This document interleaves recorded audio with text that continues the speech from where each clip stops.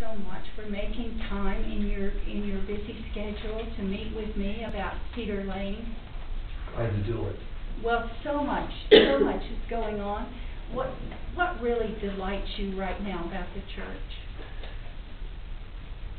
Well, it's a very busy place. Something is going on all the time, so there are a lot of choices. There surely are. How long have you been a member of Cedar Lane? A very short time. I'm a newcomer. Yeah. So new. Pretty new. A couple of years. Oh, That's that's new. great. How'd you find out about it? Somebody told me about lectures on global warming, and I was interested, and I came here, and I got very interested. I see. Are you a scientist? No.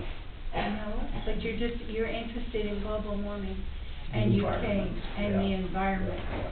Well, that certainly resonates with me, and I bet you found a lot of people at Cedar Lane that are also interested in that. That's very true. Mm-hmm. So what do you think about the direction of the church and how we're going? What's the most interesting thing you think that we're working on right now? Well, I'm interested in the development and the growth of the church. I find that Unitarianism is a very small percentage of the religious population in the world, in the United States. And I wonder why that is. Maybe it's because we're all just too left, we're too liberal. I don't know. I don't know either, but I've often wondered about that too, and I'm just so glad that you found the church.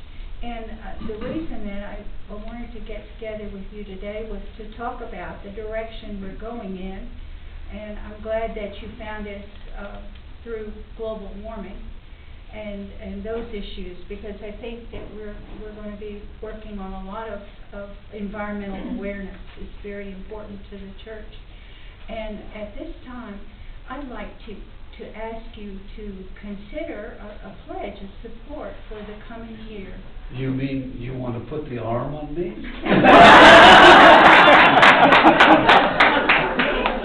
Well, that wasn't exactly the way I had it.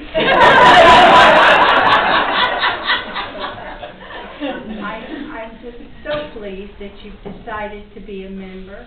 And many people support the church at many different levels. And we have a chart that you might be interested in looking at. But we'd be very delighted for you to support the church and to consider, if it's possible for you at this time, to increase what you may have been giving in the past. Well, I certainly ought to do that, because now that I looked at the chart, I found out that I'm a real cheapskate. Well, I don't think you're a cheapskate at all, and we're just delighted that you found us. I'd like to give you this pledge card to fill out. I have an envelope for you to put it in, and if you could do that, it will really help us in the coming year with our planning. Well, I would rather make my pledge online, if that's okay with you. I'm really not prepared to fill this out at this time, but I will certainly make a pledge, and I will ask my bank to make the pledge through bill payment, a quarterly payment of the year. So once that's done, the bank takes over. I've done it. That's all there is to it. Well, I tell them how much to pledge quarterly. They send a check to the church. Perfect. The end. That's really wonderful.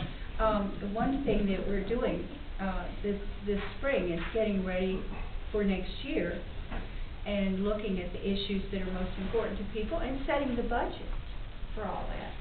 And the Finance Committee needs an idea from you of what that might be, so that we can come up with a reasonable budget. And if it changes during the year, that's okay. Sometimes these things happen.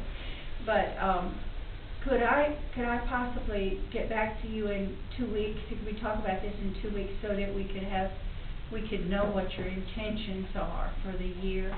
And Would you like to know the amount of my pledge? I'd like you just to put it on the envelope. and we'll put it in this envelope that I prepared. Okay.